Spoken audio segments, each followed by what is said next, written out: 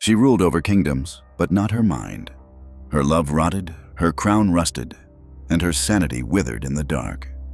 In the frozen heart of Castile, amid candlelit cathedrals and corridors thick with incense and conspiracy, there lived a queen whose love defied flesh, death, and God. Joanna of Castile, daughter of the Catholic monarchs, wife to a golden-haired traitor and mother to an emperor, would become a legend not for her rule, but for her ruin. This is not a story of war, nor politics, nor conquest. This is a story of obsession, a soul unraveling under the weight of betrayal, of rot, of divine silence. When love turns rancid and power turns cold, what remains but the shadow of a crown on a broken mind? His name was Philip the Handsome, but his soul was carved from vanity and treason. It began not with screams, nor blood, nor the rusted clink of chains, but with laughter. Golden, silken laughter drifting through the painted halls of Flanders like perfume too sweet to be real. Philip, son of the Habsburg line, with hair the color of ripened wheat and eyes like northern frost, was a man sculpted for portraits and politics, but hollow within, a chalice of charm brimming with poison. Joanna, daughter of Ferdinand and Isabella, learned too late that beauty is a veil, and beneath Philip's was a nest of worms. She loved him not as a queen loves a king, but as a soul drowning in absence clings to the illusion of warmth. Her passion was not returned but tolerated. Like a flame he fed only to watch it flicker, amused by its desperation. At court, whispers grew fat on betrayal. Handmaidens lured into shadows, secret chambers lined not with state documents but moans and oaths of flesh. Still, she adored him, even when his kisses stank of foreign mouths, even when her own bed grew cold as a crypt. His cruelty was elegant. He didn't need to strike. His absence was wound enough. And then, in the year 1506, the golden laughter stopped. The fever came quietly at first, a flush in the cheeks, a trembling in the hand that once lifted goblets with careless grace. Courtiers murmured of poison, of divine punishment, of sins too foul for priestly ears. His body, once worshipped like an idol, began to betray him. Sweat poured from him like melted wax, his lips turned blue, and his bowels loosened in sleep. Joanna, frantic, knelt by his bed, pressing cloths soaked in vinegar to his brow, whispering prayers muddled with pleas and half-remembered lullabies. He stared past her, past the icons on the wall, past the crucifix, into a realm only the dying see. His final breath was wet, not soft or noble, but a rattle that stank of sour milk and half-digested meat. The room fell silent but for the buzzing of flies, those ancient heralds of rot, circling their new inheritance. And then Joanna did the unthinkable.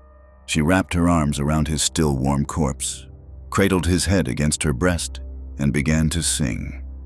Not a dirge, not a lament, but the same lullaby she once whispered to the child they'd lost.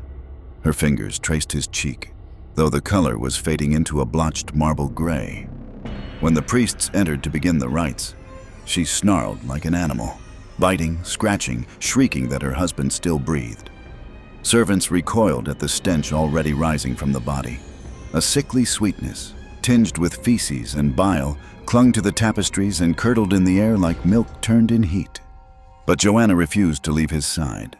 When his lips blackened and peeled, she kissed them. When his eyes filmed over, she called it divine sleep.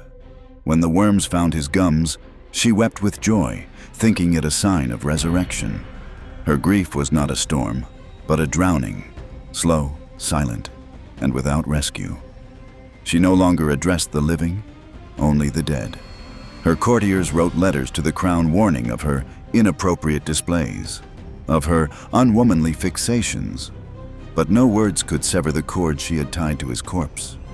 And thus the Queen of Castile, who once held the fate of kingdoms between her fingers, surrendered to decay, not of flesh alone, but of the mind, the soul, and the very order of heaven. Refusing to bury her husband, Joanna ordered his coffin be sealed with perfumed linens and transported from village to village under armed guard. The dead do not speak, but she heard him whisper, in dreams, in the rustling of the funeral shroud, in the soft creak of a pine wood lid in the hours before dawn. And so began the pilgrimage, not of mourning but of denial, as Joanna, Queen of Castile, turned grief into ritual and death into procession. The casket, heavy with rot and royal guilt, was swaddled in linens soaked with rosewater, lavender, and crushed myrrh, though none of it could stifle the creeping musk of decomposition, a scent that clung like sin to the velvet hems of mourning gowns and curled under fingernails no matter how many times they scrubbed with lye. Beneath the embroidered pall, Philip the Handsome, now pale, bloated, and seeping, festered in silence, his beauty erased by the alchemy of time, heat, and putrefaction. Joanna commanded that he be transported through the night, as though daylight might shame them both. A regiment of armed guards flanked the hearse, not to ward off enemies, but to ensure that no hands dared pry open the lid Joanna herself would later unseal with trembling fingers. Through the frost-bitten plains of Castile, through villages cloaked in mist and fear, the queen and her corpse made their solemn march. The people watched from behind shuttered windows, their prayers laced not with pity but dread. For what sovereign drags her husband's corpse across Holy Land, whispering to it as if it were Christ reborn? By the third week, the odor had taken on a life of its own. It moved ahead of them like a herald, thick, sweet, metallic, and clinging to wool and throat alike.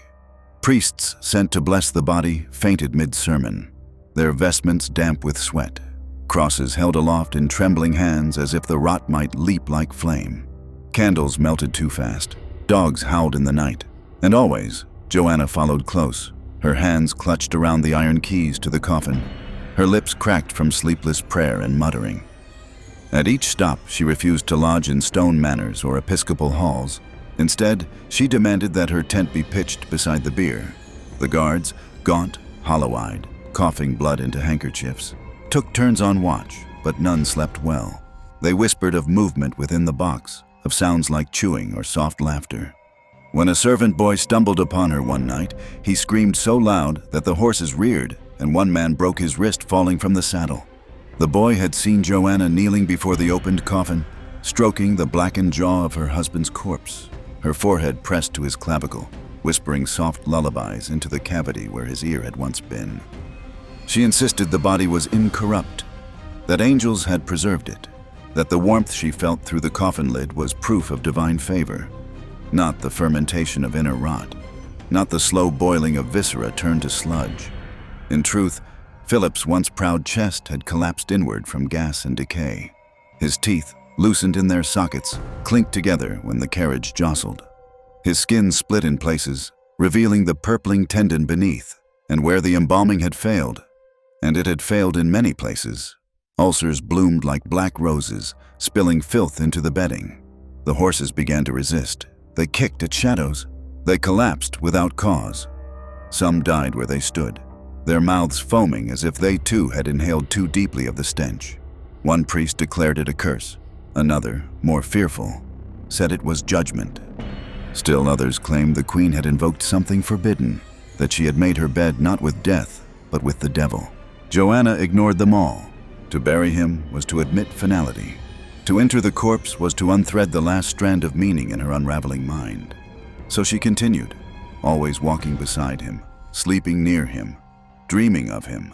Her love now ossified, embalmed, and reeking, but no less holy in her shattered eyes. And so the queen marched through a kingdom of whispers, her beloved in tow. Not a funeral, not a procession, but a moving shrine to a love that had decayed into delusion. Pregnant with her sixth child and wreathed in mourning veils, Joanna wandered the frost-bitten roads of Castile, clutching her belly with one hand and her husband's casket with the other. The frost came early that year, blanketing the hills of Castile in a silence so thick it seemed to swallow prayers before they could reach heaven. The trees stood skeletal and rigid, like penitents frozen mid-genuflection, while the wind howled like a widow condemned to weep until Judgment Day. Into this icy stillness moved a slow and pitiful procession, a queen in mourning, a coffin of rot, and the unborn heir of a crumbling dynasty. Joanna walked not as royalty, but as revenant, her silks long since shredded by branches and road dust, her black veil stiff with dried blood from nosebleeds and burst blisters. Beneath the layers of mourning, her belly had begun to swell, taut and heavy with the weight of her sixth child.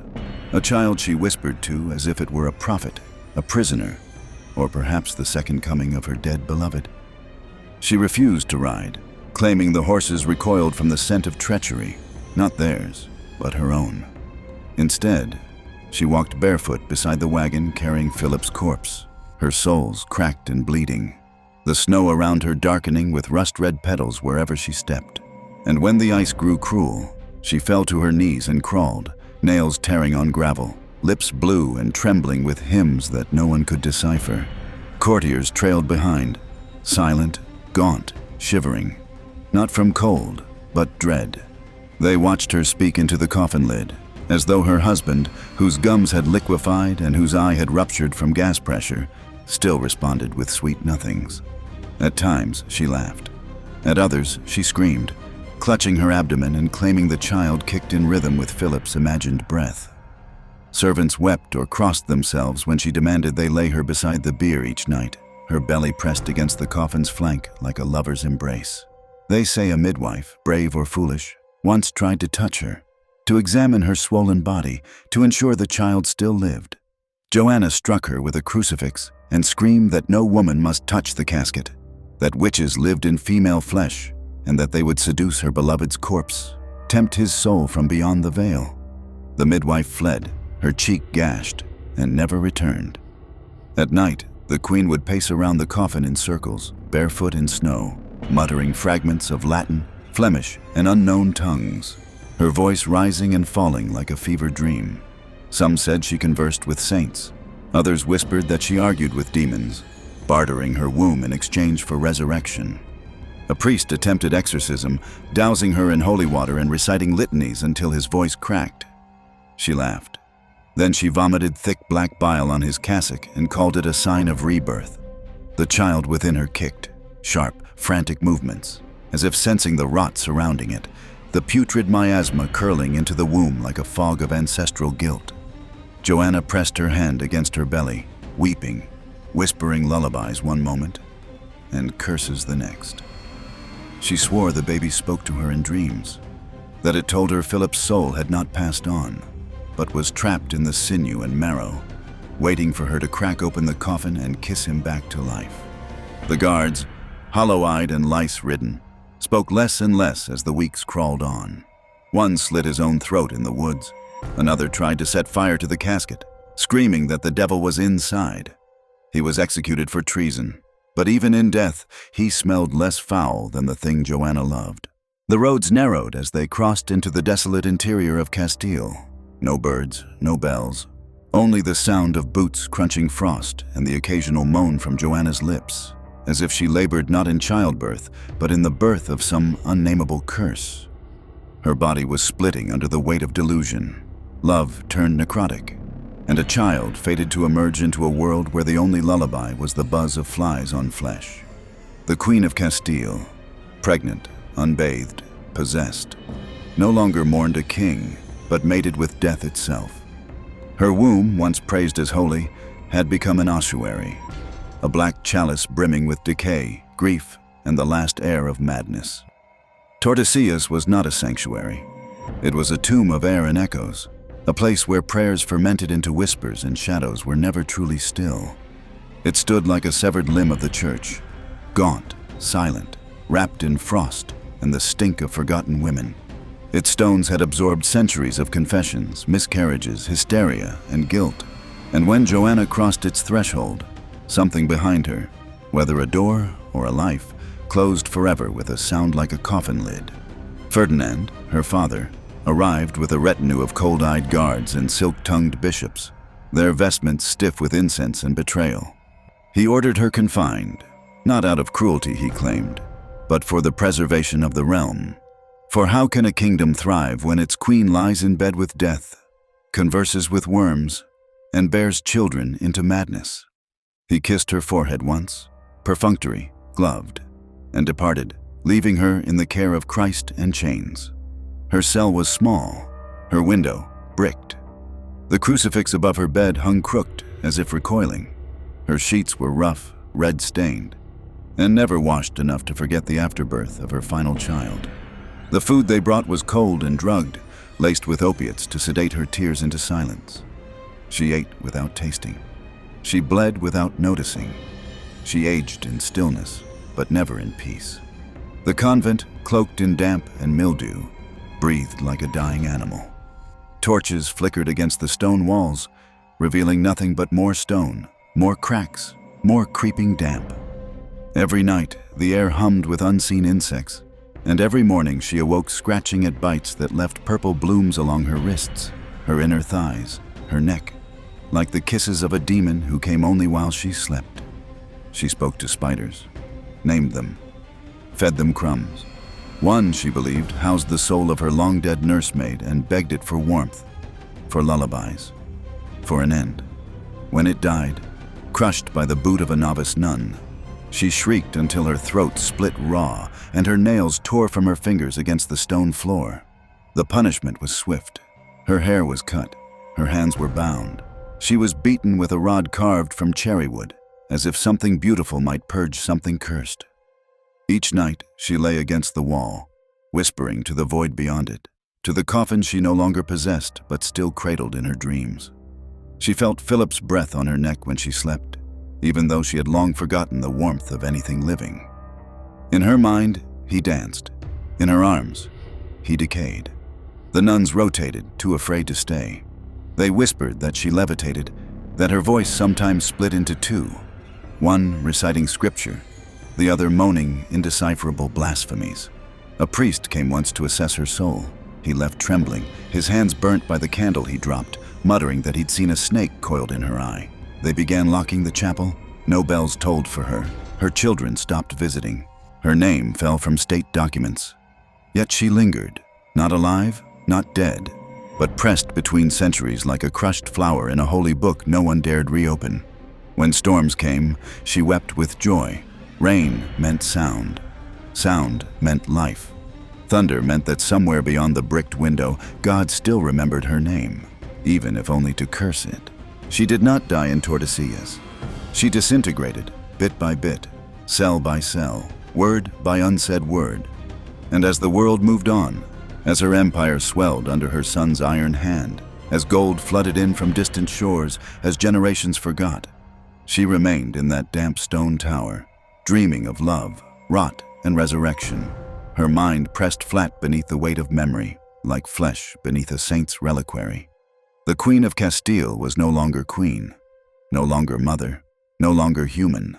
She had become myth, and even myths rot when left in the dark.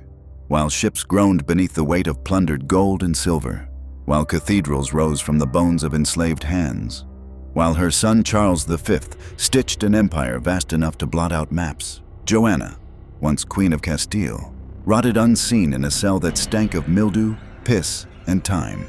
Her body, still warm with the mechanical insistence of life, had become a theater of slow undoing. Her hand, once kissed by diplomats and pressed into wax to command armies, were now swollen with infection. The nails blackened, the skin around the knuckles split and oozing a fluid that reeked of rot and copper. Her teeth, half gone, left her breath fetid and her speech slurred, though few ever dared draw close enough to hear the words she mumbled to the dark. She whispered to Philip, always Philip. But now it was not even his corpse she held, that had long since been taken from her, but a crude wooden effigy with glass eyes and a mouth carved too wide. Its limbs splintered from years of touch, and the lacquer peeled like flaking skin. She cradled it at night, whispering apologies, accusations, songs. Her voice cracked, shallow and hoarse, as if her throat were filled with cobwebs. The air around her thickened with vermin. Flies settled in her blankets like black confetti. They laid eggs in her food when the trays were left too long. They circled her scalp, now patchy with baldness and crawling with lice. She did not swat them. She welcomed them. Sometimes she called them ladies, imagining they were noblewomen come to attend court, their wings gowns of obsidian, their buzzes voices of judgment or adoration. And so the queen, uncrowned in all but name, wore her coronet of filth, a halo of buzzing, biting, whispering insects, They gathered around the chamber pot, fed on her sores, crawled into her ears as she slept. When attendants tried to clean her, she shrieked, bit, and called them assassins. She clung to the effigy like a drowning woman, pressing her lips to its wooden cheek until they bled. The nuns avoided her. The priests no longer entered without a censer thick with frankincense to dull the stench and steel the nerves. One, upon glimpsing her weeping in the dark, muttered that she had become a living reliquary, not of saints, but of suffering, a sacred vessel of divine punishment. Joanna's thoughts, if they could be called such, collapsed inward like a dying star. She no longer recognized the passing of days, the rhythm of seasons, or the names of her children. Time was marked only by the growing colony of flies, by the worsening pain in her hips, by the sound of rain whispering secrets through cracks in the convent walls. One winter, the wound on her foot became a tunnel, black, ringed with white pus, the bone glimpsed beneath like ivory rotting in a swamp. They did not amputate, they did not treat. They bound it in cloth again and again, until it stank so fiercely that the mice stopped nesting near her cell. She claimed it was Philip kissing her feet, blessing her with pain so she might join him in eternity. At night, she begged the Virgin for a sign, a knock, a breath, a flicker in the wooden eyes of her false beloved. But none came, only silence, and the slow drip of her body back into the earth. And yet she lived, year after year, her body stubborn in its refusal to die, her mind already dust. Spain had moved on, her children ruled, her name was whispered only by servants in ghost stories and jesters in asylums. But still she lay there, the forgotten root of a golden empire, crowned not with laurels, but with flies. The Queen of Castile, untouched by light, untouched by death, prayed into a wooden mouth and bled into the silence. A relic of madness, a monument to love that festered into something holy, something cursed. She died in silence. No royal physician stood beside her. No bishop anointed her forehead with sacred oils. No courtier wept into perfumed handkerchiefs. The breath simply stopped, not with a gasp, not with a cry, but with the quiet surrender of a body too long kept alive by inertia alone. The last exhalation curling into the damp air like the final prayer of a faith already rotted. 50 years she lingered. 50 winters where the wind howled against her sealed window, and she howled back. 50 summers where flowers bloomed unseen, while her body bloated with infection, her bowels leaked into straw, and her mind fed on hallucinations like rats on bread crusts. 50 years of shadows without shape, silence without mercy, and memories without end. The convent of Tordesillas did not mourn. The attendants, worn and shaking, merely folded her hands over the breast that had fed emperors and whispered to ghosts. The body was scrubbed, though the filth of half a century cannot be washed, only buried. Her sheets, yellowed and crusted with fluids, were burned behind the apse. The flies dispersed, only to return with dusk. She left behind no words, no final vision, just the wooden effigy, cradled like an infant, its face stained where her kisses had worn away the varnish.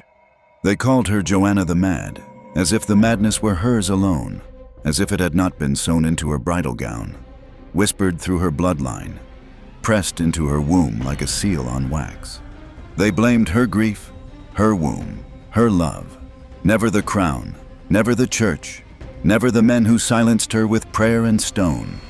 Yet from her broken body came an empire, Charles V, crowned not only in Spain but across the Holy Roman world, a sovereign forged from a woman's cracked mind and bleeding loins.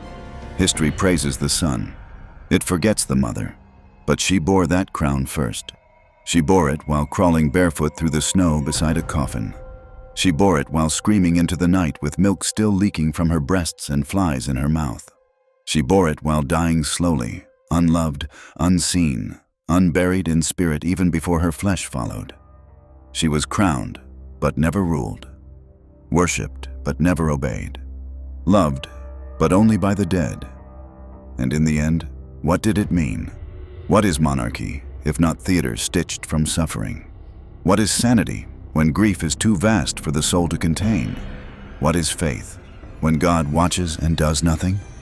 In the dust of Tordesillas lies not merely a woman, but the death of an idea. That love redeems, that royalty protects, that the womb of a queen births glory and not silence. Joanna of Castile, lover of corpses, mother of kings, prisoner of Christ, left behind no crown, no last will, no empire. Only a chamber soaked with sorrow, a wooden doll, and the buzzing of flies devouring the silk she once wore. And perhaps, in that final moment, she heard them, the worms, the saints, the bells that never tolled, or perhaps only silence, and the sound of history turning its face away.